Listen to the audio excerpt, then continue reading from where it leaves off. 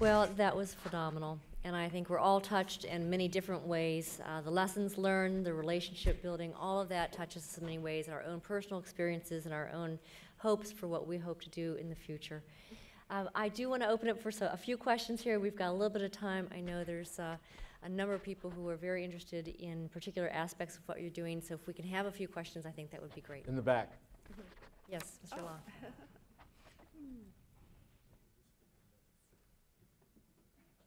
You have to give an ambassador a microphone, you know.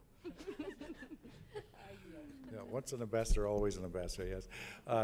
As Bob said, I was the U.S. ambassador to Botswana, and I commend you on the accuracy of your reporting on the history of Botswana. It was terrific. But I have since retired from the Foreign Service and joined the Bill and Melinda Gates Foundation.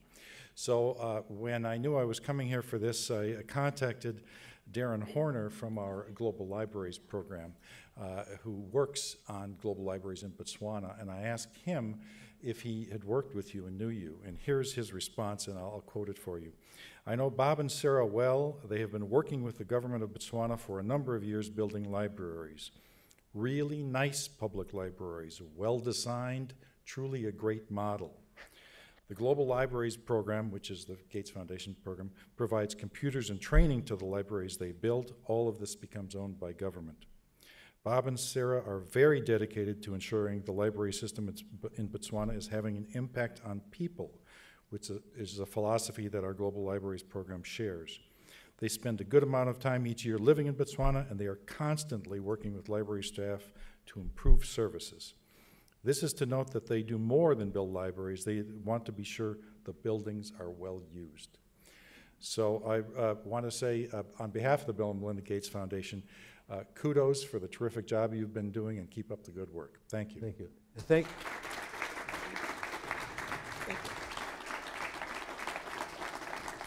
And Those were wonderful comments, and thank you so much for sharing And those. the Gates Foundation has been a big support to what we're doing, so we kind of work in partnership, so it's been a very good relationship.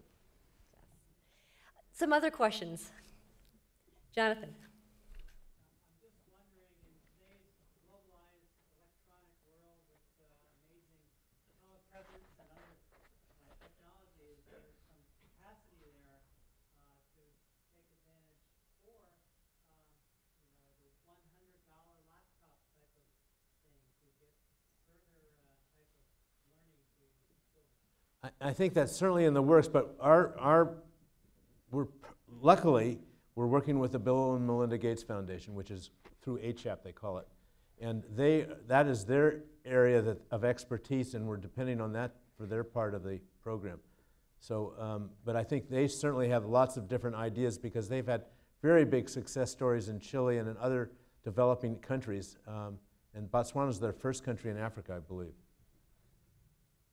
Yes? One of the problems that Botswana has is the pipeline coming into the country is so small that it's very hard for people to get enough bandwidth to do much of anything. Even at the university, they have to be sure to time their email when other people aren't using email. So I have a lot of trouble communicating with my colleagues there in a timely way or sending any attachments. But they're putting in a new line, as far as I know. Good, I hope so. So Yeah. it's coming, yeah. Yes. Thank you very much for your work. It's very inspiring. I'm curious about the types of materials that go into these libraries, how they're acquired and where they're acquired from. They're acquired in Botswana, but they're mainly manufactured, depending on what.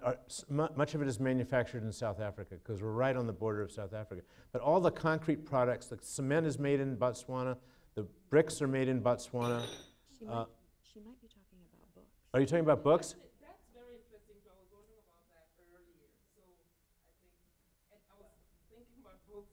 Sarah knew. Okay, you answer the question. But I think the concrete materials also. Yeah, Yeah. books, we specifically would like for the Botswana National Library Service to select their own books. We don't bring in books. And they're in Setswana and in English, they're books they choose. And they get them from publishers in both Botswana and South Africa.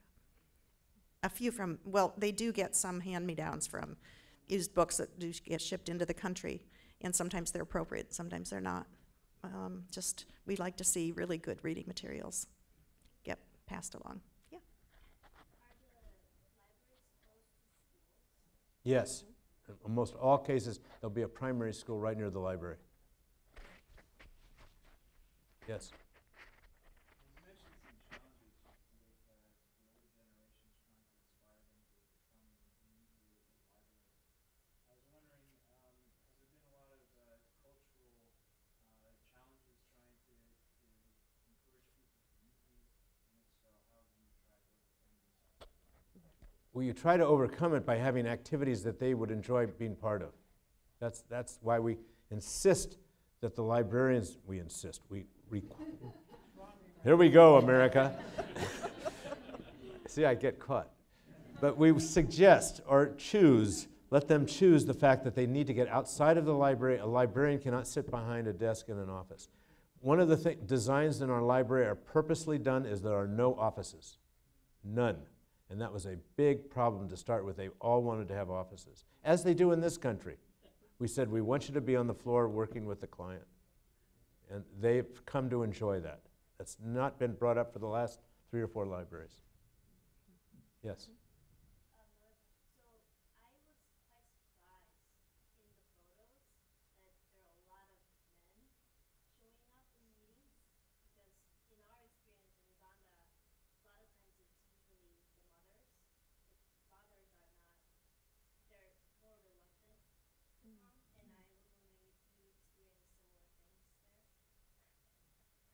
I would say more women than men generally come to gatherings. Part of it is that the men are working.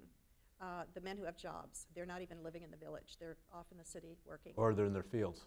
Yeah, and then, but the ones who don't have jobs or are just hanging around, they're maybe just out of high school, they're looking for jobs, but they're the young men. And then some of the very, very elderly men they're very well respected. The older people are certainly, held in high esteem. And so they're a big part of the action that takes place in the village. Was there somebody over here? Yeah. Yeah, thank you for stressing this part of the oral tradition and the elders that you just mentioned. I'm working with a group in Sierra Leone that are rebuilding after the Civil War. And the one thing that the storyteller that I'm working with is telling me, in my village, the library was once here. And so the elders are, with their storytelling tradition, they are the traditional library. And the problem in Sierra Leone is that it's disrupted by the Civil War. So I was hoping to pick your brain because these villages need books, and we have one of the future projects to use the proceeds from their co-op, from the coffee and cocoa co-op is actually a library because they want to fill this gap. And one of the things that they proposed is that the first thing they want to bring in is the elders and preserve the history of the oral tradition and all that is being done. So I'm really glad to see Maybe we can talk. part of those Yeah. that you're doing. Yeah, well, I'd be glad to talk to you after the meeting. Yes. You mentioned that the problem with some of the older libraries, that like the age of the books. Yes. Was that a condition of your building new libraries, like the pricing? Yes, it's a condition, but not all conditions are met. But they bring in about 6,000 new books to each of the libraries that we've built. And then with the idea that they'll be replenished on a monthly basis, but that is a tough budgetary problem for them. And they are working on it, and they're conscious of it. They know where their pitfalls are. It's whether they can implement the pitfalls is the issue. Yes? In your work there, building the library, do I need a mic? Thanks. What kind of relationship, you spoke about your relationships in your part, relationships with local government in terms of what advice would you give us about work, because it may vary by country. I'm librarian, by the way. I think yes, and Good for you.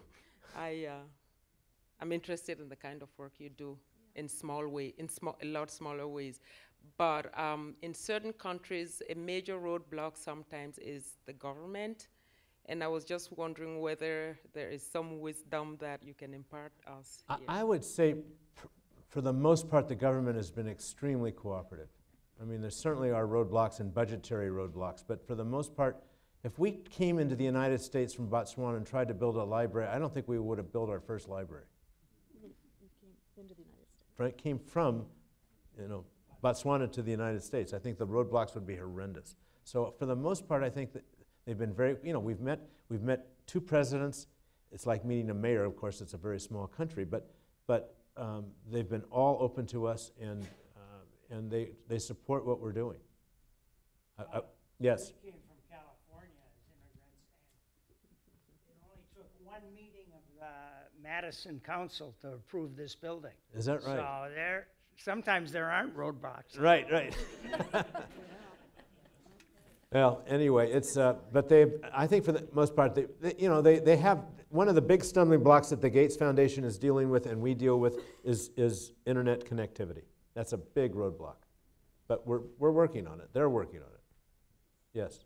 Well, from my experience working with you all, the biggest obstacle had to do with simply the policies and procedures put in place to buy things. Yeah.